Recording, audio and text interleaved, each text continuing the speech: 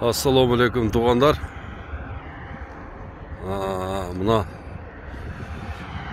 Үскөл облысының мына балықчы шарына жақын мына жолдың бойындағы отырғызылған абрикостарды көріңіздер туғандар. Қырғызстандың бардық жерлерінде бақ болады. Мына көрдіңер? Таш эле мына. Көрдіңер? Таш. Жөн эле таш. Мына Өзгөндүн жери, мына Отсадырдын жери, мына Жалабатта кандай майы чыккан жерлер бар. Мына Алабукада туғандар, Чаткалда шундай сонун жерлерди бак кылышыбыз керек. Мына көрдүңөр? Мына таш, нуккура ташка отургузганда мына.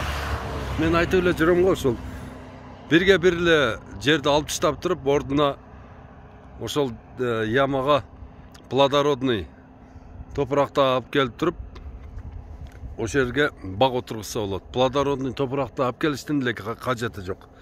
Ошол эле топуракты бардыгын майда электен элеп таштап туруп, таштарын алып салып, ошого эмне биогумус аралаштырып туруп, ошол биогумус менен отургузса, ар биринин түбүнө бир 50 килограмм, 100 килограммдан биогумус берип койгула, өспөгөн дарактын бардыгы өсөт.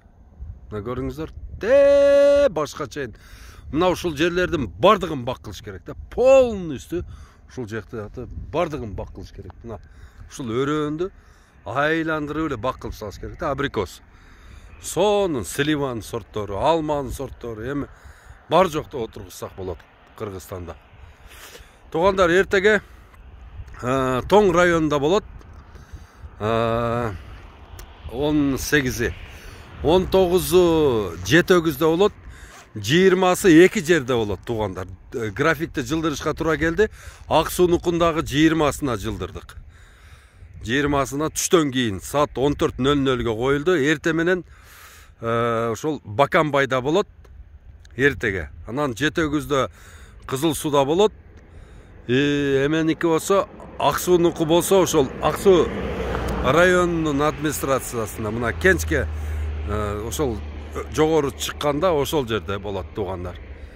22-синде Түптө, 23-үндө Ысык көл Чолпон атада, 24-үндө Балыкчыда болот тугандар. Бардыгыңыздарды бактабатка чакырабыз. Ассаламу алейкум.